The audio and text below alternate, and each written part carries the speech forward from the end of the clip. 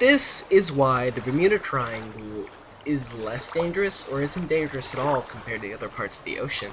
The Bermuda Triangle, or Devil's Triangle, is a loosely defined region in the lower northwest Atlantic. The Bermuda Triangle has been known to people all over the world for a variety of disturbances and paranormal activities that may or may not occur. And this is used as an excuse to explain how many ships and planes have been lost in and around the Atlantic Ocean, normally in the Triangle, and sometimes, in rare cases, halfway around the world.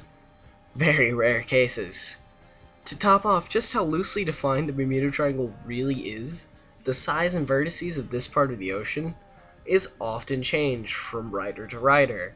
The original points being in Miami, Florida's peninsula, in San Juan, Puerto Rico, and the mid-Atlantic island of Bermuda, its namesake.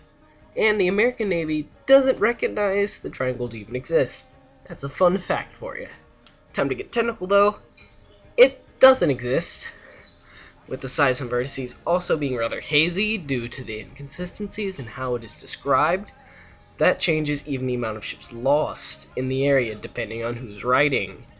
And this makes a huge difference, or at least it would, if it wasn't already one of the most traveled areas for shipping and flying in the world.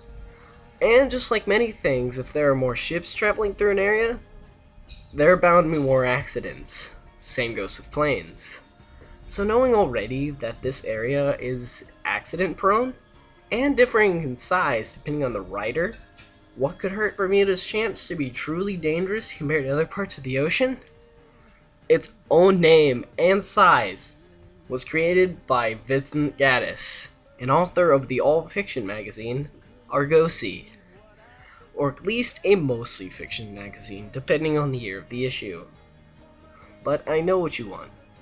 Hard facts, and for simplicity, we're going to use Vincent's size and points of the Bermuda Triangle to display the amount of unfortunate events in the Bermuda Triangle. Morbid, yes, I know. None of these results may be skewed a bit due to the fact that we've only been sailing in the area since about 1492, but for the most part, this is every recorded ship since the 1850s, which prevents the unevenness of it all.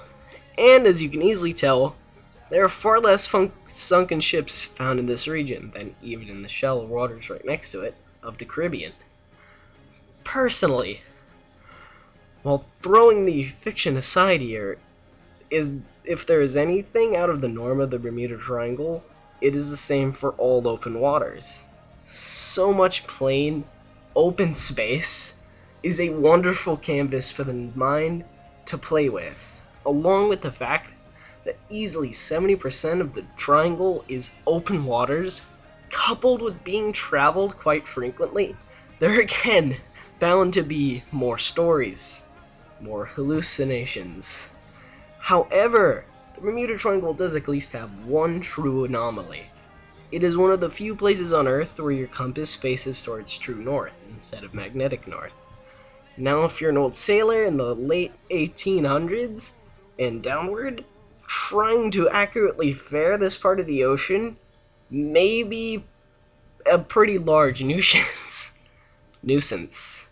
Although, it hasn't been reported as a problem since about the 1900s. Understand that this video is not to put down the power or oddities of the ocean, because there are many, many weird things that go on in this amazing blue planet, but just understand this particular part of the ocean has not earned its right to be considered uniquely dangerous or peculiar. But that's just my thoughts.